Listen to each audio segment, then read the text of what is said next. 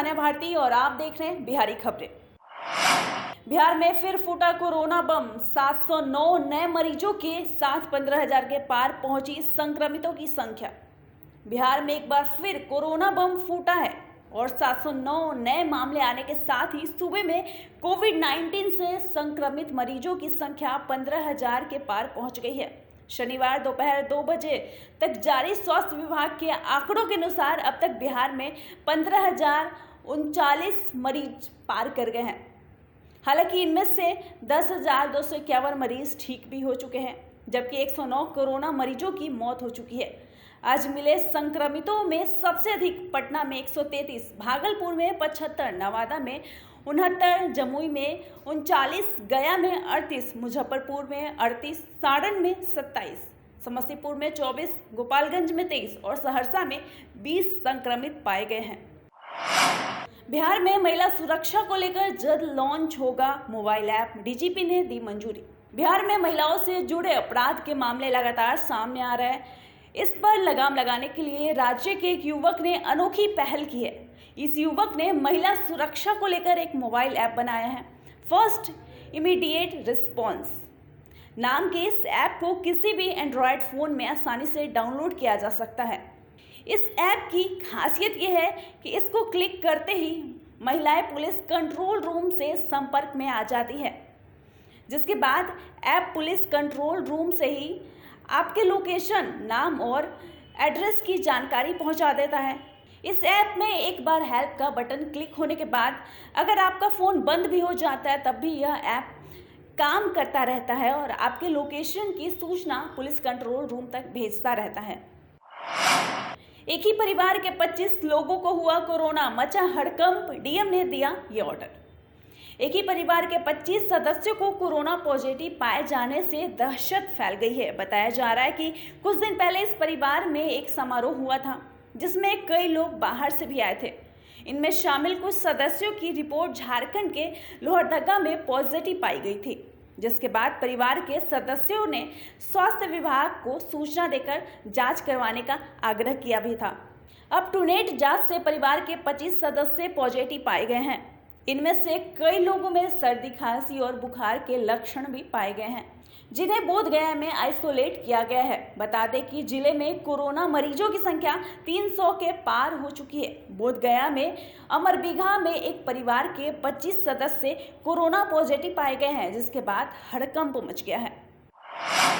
Vote बहिष्कार भी जब नहीं आया काम तो ग्रामीणों ने पाई पाई जोड़ खुद ही बना लिया पुल।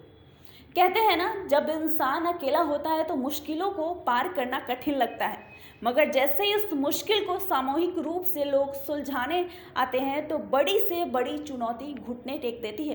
कुछ ऐसा ही वाकया सामने आया है नवादा के अमहड़ी गांव में। यहाँ ग्रामीणों ने ऐसा ही एक चैलेंज को सामूहिक रूप से सामना किया है तो सारी मुश्किल हल हो गई।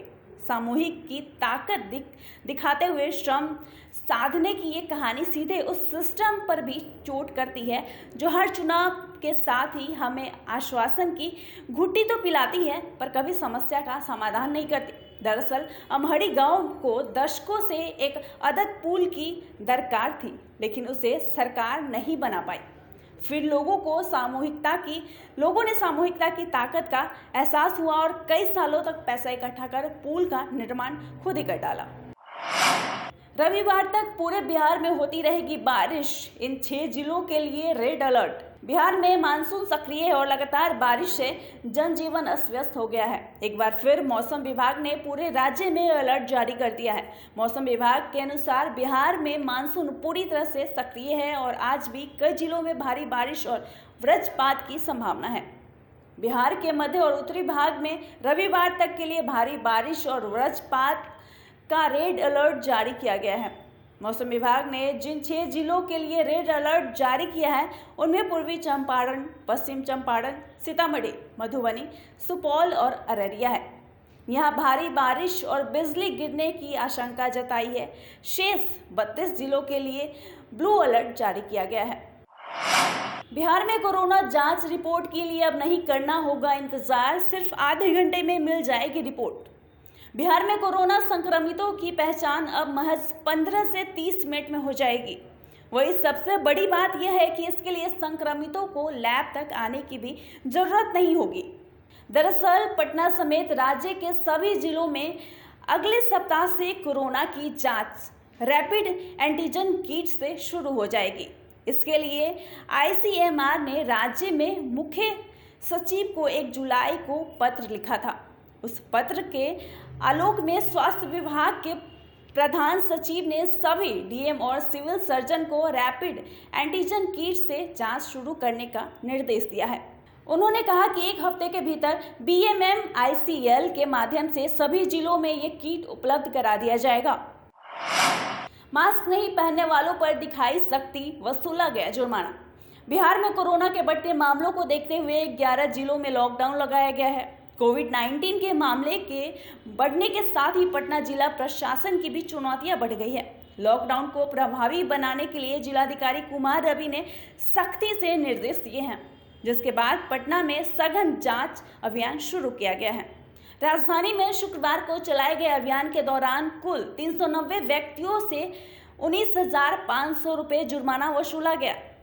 वहीं वाहन जब्त भी किए गए। अनुमंडलीय स्तर पर 336 व्यक्तियों से 16,800 रुपये की जुर्माना राशि वसूली गई। वहीं पुलिस अधीक्षक यातायात के स्तर पर 26 व्यक्तियों से कुल 1,300 रुपये दंड लिए गए। 9 वाहन भी जब्त किए गए। फिलहाल के लिए इतना ही। बने रहे हमारे चैनल बिहारी खबरों के साथ ही हमारे चैनल को लाइक और सब्सक्राइब करना बिल्कुल ना भूलें। धन्यवाद।